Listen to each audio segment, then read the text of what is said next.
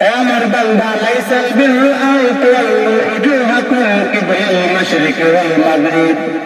ও আমার বান্দা, তোমরা কিবলার দিকে মুখ ফেরাও অথবা পূর্ব দিকে মুখ ঘোরাও, কোনো লাভ নাই।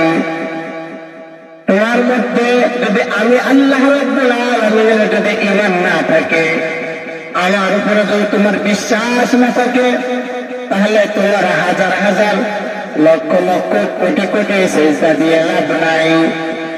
আমানা বিল্লাহি ওয়া মালাইকাতিহি আয়াতের মধ্যে আল্লাহ তাআলা বলতেছেন, আমানা বিল্লাহ, হে বান্দা আমার উপরে আগে ঈমান আনো, আমি আল্লাহ এক। এই কথাটা তোমরা আগে মেনে নাও, এই কথাটা আগে বিশ্বাস করে নাও। যদি তুমি বুঝো, বলো আমি আল্লাহ এক, অদ্বিতীয়, এই কথা যদি মানো তাহলে তুমি ঈমানদার। আর এই কথা যদি না মানো তাহলে তুমি ঈমানদার হইতে পারো না। আমার আপনার নবী দয়ার নবী মুহাম্মদুর রাসূলুল্লাহ সাল্লাল্লাহু আলাইহি ওয়াসাল্লামকে কাফিররা বলতেছিলেন, ও মুহাম্মদ, তোমার বাবার নাম তো আব্দুল্লাহ, মার নাম আমিনা, তোমার দাদা আছে, তোমার নানা আছে, তোমার তো একটা বংশ পরিচয় আছে।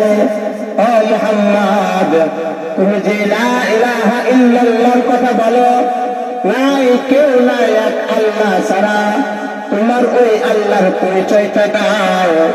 মুহাম্মদুর রাসূলুল্লাহ সাল্লাল্লাহু আলাইহি ওয়াসাল্লাম আসমানের দিকে তাকাইছেন।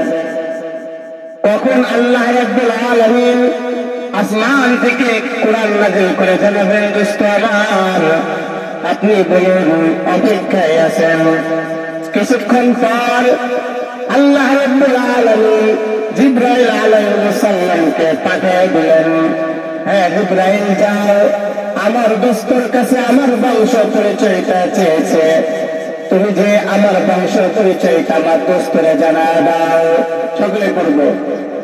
আল্লাহ রাব্বুল আলামিন যেই আল্লাহ তাআলার বংশ মর্যাদা, বংশের বিষয় তুলে ধরলেন, এটা হলো কুলহু আল্লাহু আহাদ। বলেন কুলহু আল্লাহু আহাদ, আল্লাহুস সামাদ, লাম ইয়ালিদ ওয়া লাম ইউলাদ ওয়া লাম ইয়াকুল লাহু কুফুয়ান আহাদ।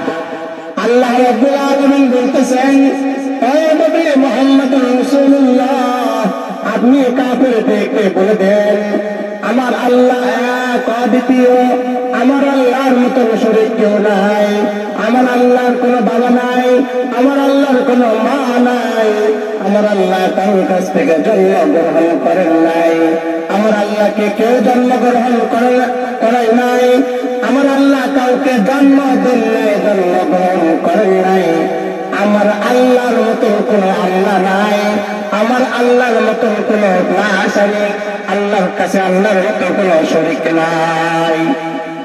আছে কেউ আল্লাহর মতো? আল্লাহ কেউ আছে? নাই।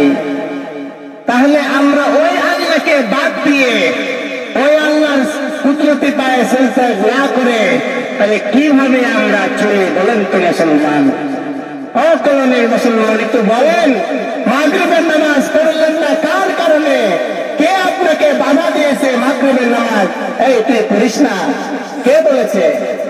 যে আল্লাহর কেউ নাই, ছেলে নাই, মেয়ে নাই, আল্লাহর মতন আল্লাহ নাই, আমার আল্লাহ আল্লাহ, তাহলে তার হুকুম বাদ দিয়ে কেন আমি আপনি মাগরিবের নামাজটা ছেড়ে দিলাম?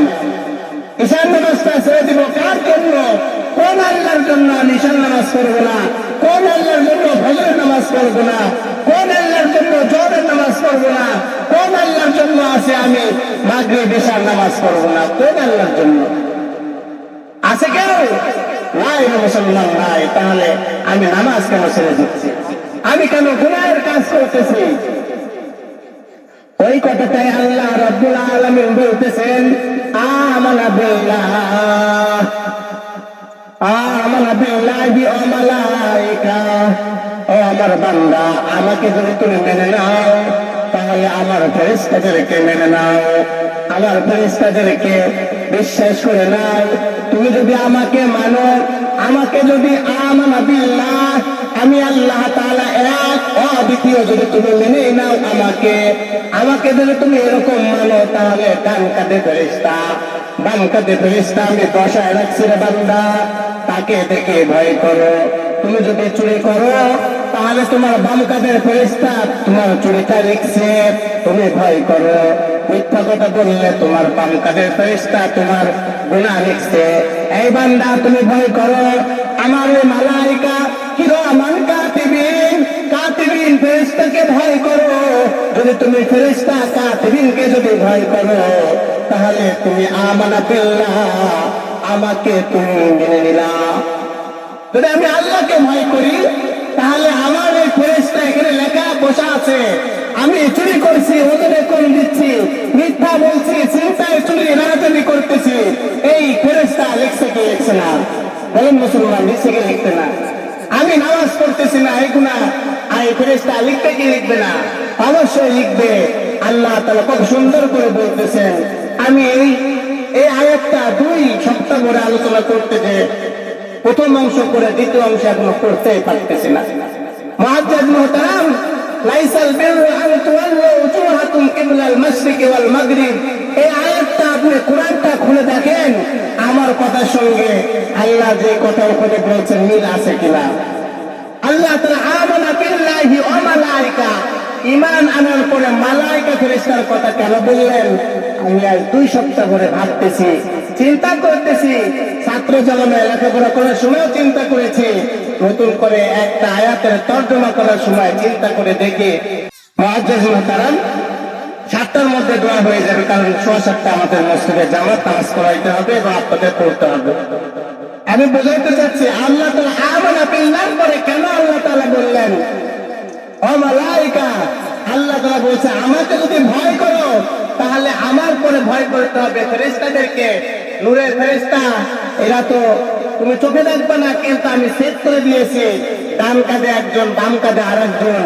এই ডান কাঁধের ফেরেশতা তোমার ভালো কাজ লিখবে আর বাম কাঁধের ফেরেশতা খারাপ কাজ লিখবে, তুমি সাবধান হয়ে যাও।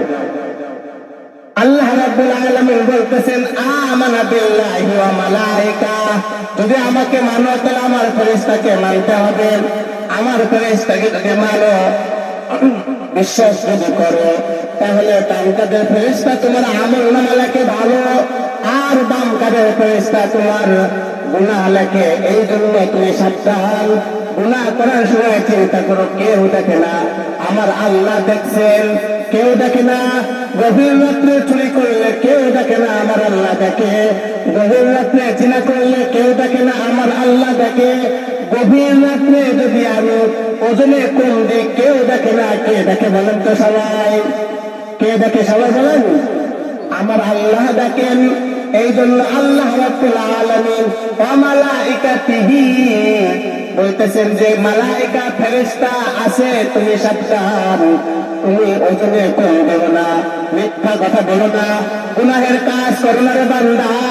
আমাকে মানার পর গুনাহ করবা এটা কোশ্চিন কালেও হইতে পারে না। তারপরে বলতেছেন আমানা বিল্লাহি ওয়া মালাইকাতিহি ওয়া রুসুলিহি, আমি 1 লক্ষ অথবা 2 লক্ষ 24,000 পয়গম্বর পাঠাইছি। এই বান্দা, কলোনির মুসল্লি, আল্লাহ রাব্বুল আলামিন আমরা রাসূলকে দেখি নাই। রাসূল 1450 বছর পূর্বে এসেছিল, সেই রাসূলের হাদিসটা হলো এই কথাগুলো আমাদের প্রত্যেকটা মেনে নেওয়া। রাসূলকে দেখছি নাকি? সে রাসূল বলছে মিফতাহুল জান্নাতিস সালাত, নামাজ বেহেশতের চাবি, তাহলে কেন আমি আপনি নামাজ পড়বো না? রাসূল বলছেন তালাবুল ইলমি ফারিদাতুন আলা কুল্লি মুসলিম, প্রত্যেকটা মুসলমানের দ্বীনি ইলম শিক্ষা করা ফরজ, তাহলে আমি আপনি কেন দ্বীনি ইলম শিক্ষা করতেছি না? এই জন্য তো আজকে আমাদের এত অধঃপতন। এই জন্য আসুন আমরা প্রত্যেকেই আমাদের নিজ নিজ জায়গা থেকে যতটুকু আমি বলার মতন বোঝানোর চেষ্টা করেছি। আমি আপনাদেরকে কষ্ট দেওয়ার জন্য এখানে বসে নাই। ওই আল্লাহ রাব্বুল আলামিন ইহদিনাস সিরাতাল মুস্তাকিম, সহজ সরল রাস্তা করে দিয়েছে।